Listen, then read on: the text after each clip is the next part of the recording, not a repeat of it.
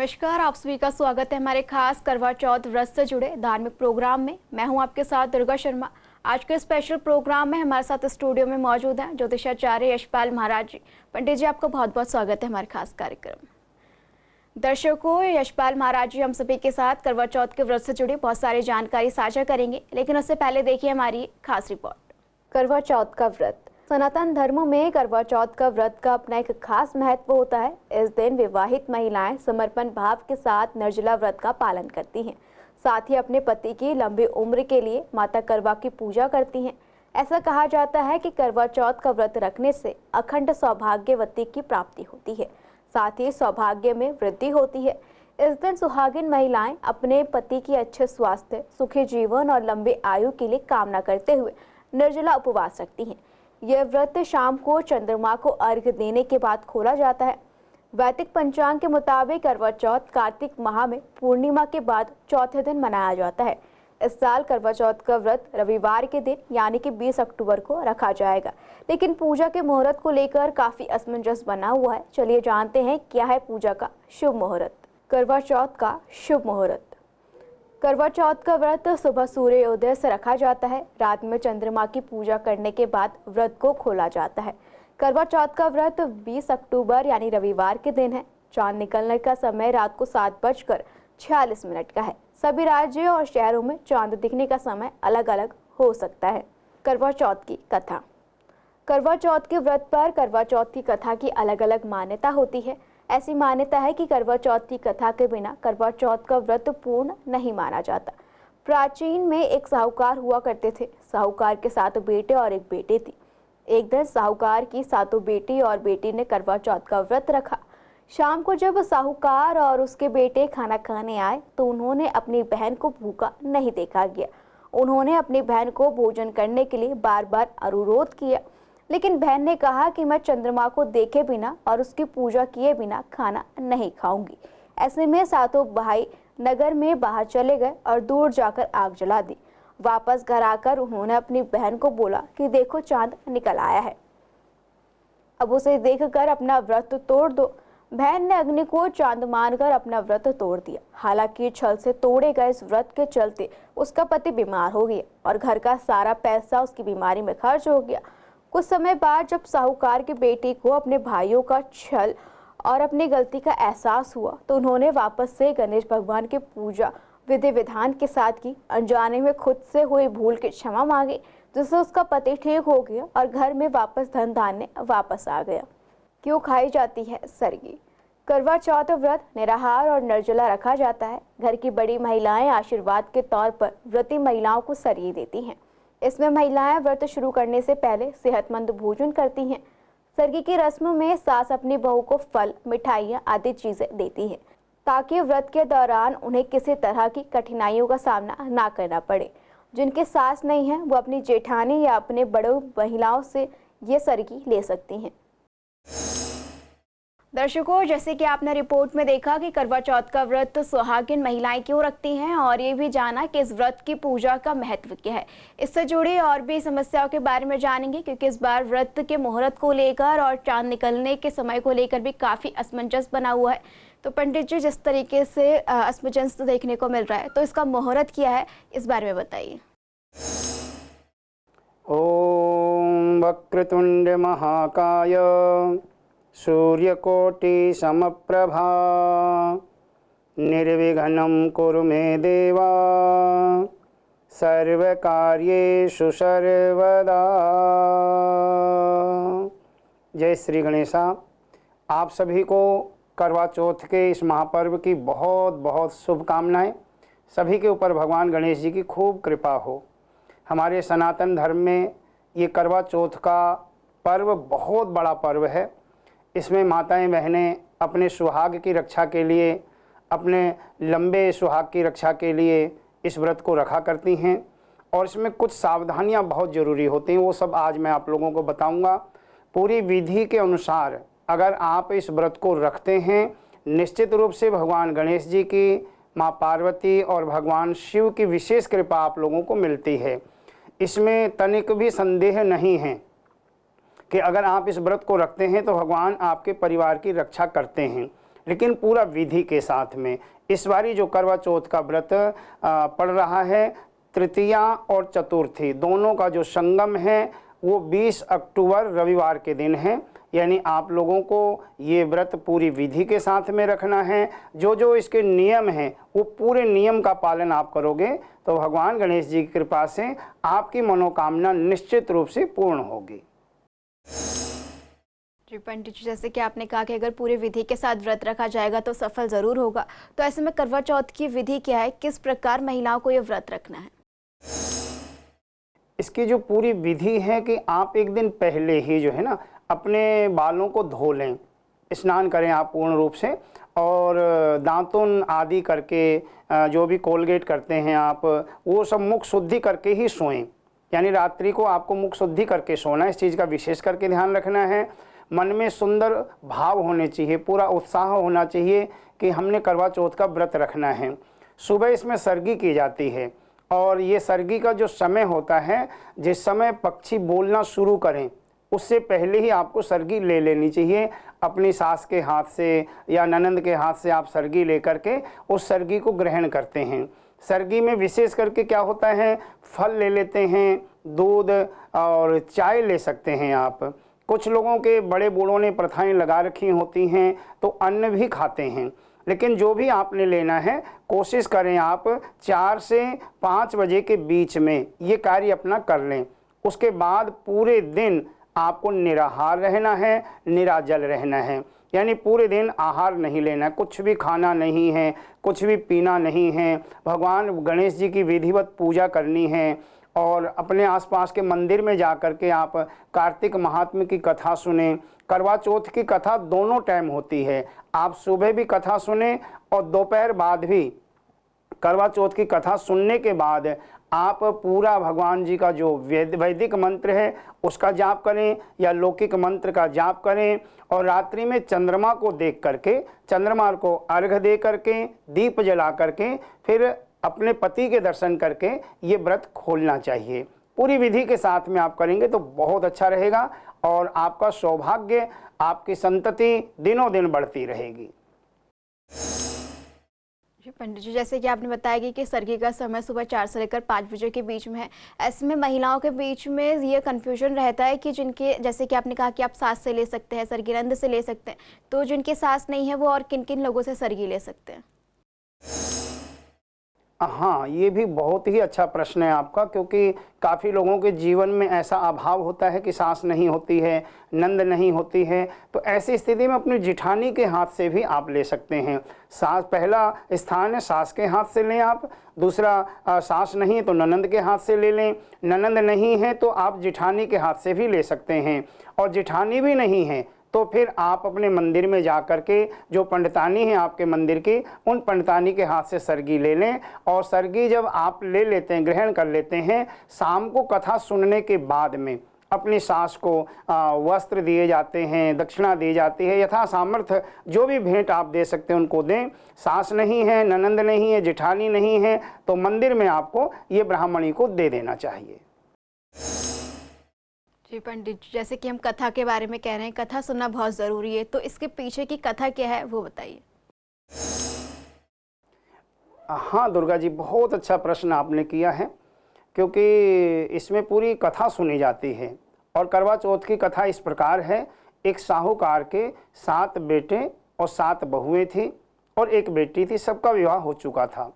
कार्तिक कृष्ण पक्ष की चतुर्थी का सभी ने व्रत रखा हुआ था।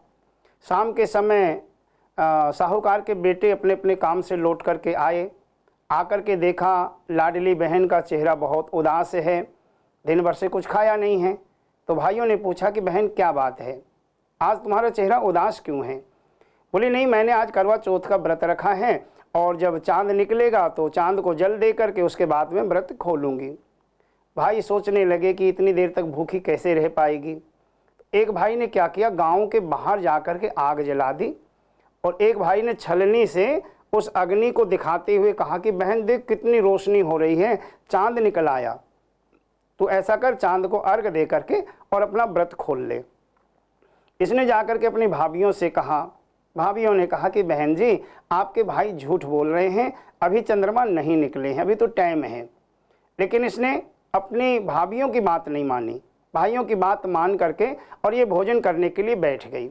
इसने जैसे पहली कोर तोड़ी तो छींक आई इसको, और जब भी हम भोजन करने बैठे छींक आना अच्छा नहीं माना जाता है, वो कुछ संकेत कर रहा होता है। ये नहीं समझी, इसने वो कोर छोड़ दी नीचे, दूसरी कोर तोड़ी तो उसमें से बाल निकला, और ये भी संकेत अच्छे नहीं थे। इसने दूसरी कोर भी नीचे तोड़ रख दी। फिर इसने तीसरी कोर तोड़ के जैसे ही मुंह में रखी, इसका व्रत खंडित हो गया, अन्न मुंह में जाने से व्रत टूट गया और भगवान गणेश जी इससे नाराज हो गए। उसी समय इसके ससुराल से संदेशा आ गया कि तुम्हारे पति बहुत बीमार हैं, इसी वक्त चलना पड़ेगा, वो बिल्कुल मरणावस्था में हैं। अब ये यहाँ से दौड़ी दौड़ी गई हुई, रोती हुई, और भगवान से प्रार्थना करने लगी, मुझे क्षमा कर दो, मुझसे अपराध हो गया। बड़े बूढ़ों से पूछा कि अब मैं क्या करूं? तो बड़े बूढ़ों ने कहा कि बेटी, तूने गणेश जी को नाराज कर दिया है। कोई भी व्रत रखते हैं उसको खंडित नहीं करना चाहिए, और करवा चौथ का व्रत तो ऐसा है जो स्त्री खंडित करती हैं उसके पति का अनिष्ट हुआ करता है। इसीलिए तू फिर से भगवान गणेश जी के व्रत रख, हर महीने की चौथ का व्रत रखना शुरू कर दें। वो बहुत दयालु हैं, उनकी कृपा होगी तो सब ठीक हो जाएगा। इसने हर चतुर्थी का व्रत रखना शुरू कर दिया। फिर कार्तिक का महीना आ गया, कार्तिक महीने की कृष्ण पक्ष की चतुर्थी का इसने व्रत रखा और पूरी विधि के साथ में व्रत रखा। इस बार इसने कोई गलती नहीं होने दी। तो इसके व्रत से गणेश जी प्रसन्न हो गए और कहने लगे कि बेटी मांगो, तुझे क्या चाहिए? तो इसने कहा कि हे गणेश जी, यदि आप मुझ पे खुश हो, मेरे पति को दीर्घ आयु दो, उनका स्वास्थ्य अच्छा हो, उनकी लंबी उम्र हो, और मेरी तरह जो भी माताएं बहनें अपने पति के लिए इस व्रत को रखें, उनके पति को आप लंबी उम्र देना, उनका स्वास्थ्य अच्छा रहे, उनके घर में खुशियां हो, सुख शांति हो। तो गणेश जी ने कहा तथास्तु, ऐसा ही होगा।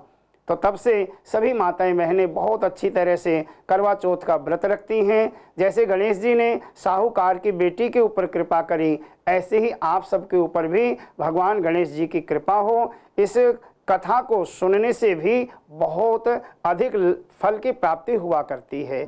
जय श्री गणेशा। पंडित जी, करवा चौथ की जो कथा थी काफ़ी अद्भुत रही। तो ऐसे में जो महिलाएं पहली बार करवा चौथ का व्रत रख रही हैं, जैसे कि आपने बताया कि इसमें भी कैसे भूल हो गई थी, तो किन किन बातों को जो है महिलाओं को ध्यान में रखना है ताकि उनसे कोई भूल चूक ना हो? हाँ, जो बहनें इस व्रत को पहली बार रख रही हैं उनको कुछ सावधानियां बरतनी होती हैं।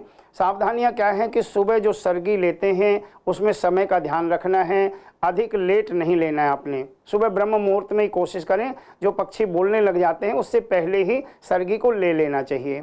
बड़े बूढ़ों का आपने पूरा मान सम्मान करना है, आदर करना है। कथा जरूर सुननी है, बिना कथा के पूरा लाभ नहीं मिलता है। और क्रोध ना आए, कोई भी ऐसा शब्द न बोलें कि दूसरे व्यक्ति को पीड़ा हो, और उसको पीड़ा होगी तो आपका व्रत खंडित हो जाएगा।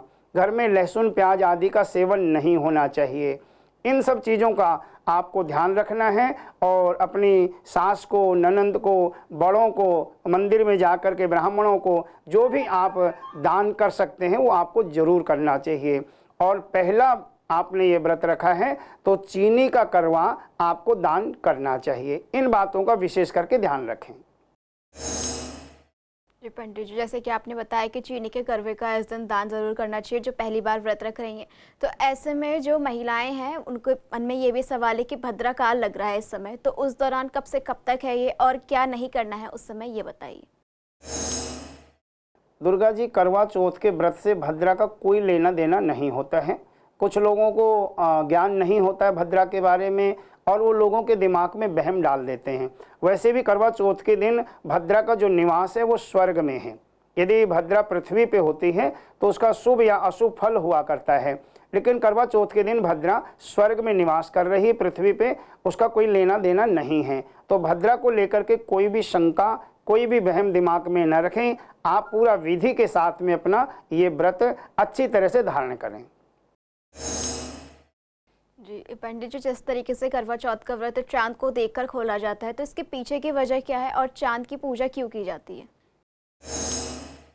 जी हाँ, चंद्रमा मन का प्रतीक है और भगवान विष्णु का नेत्र माना गया है चंद्रमा को। चंद्रमा और सूर्य ये भगवान के नेत्र हैं। तो चंद्रमा की पूजा करने से, चंद्रमा को अर्घ्य देने से व्रत पूर्ण रूप से हुआ करता है, क्योंकि भगवान शिव के माथे पे चंद्रमा विराजमान रहते हैं और भगवान शिव के माथे में चंद्रमा रोशनी देने की वजह से पूजनीय हुआ करते हैं।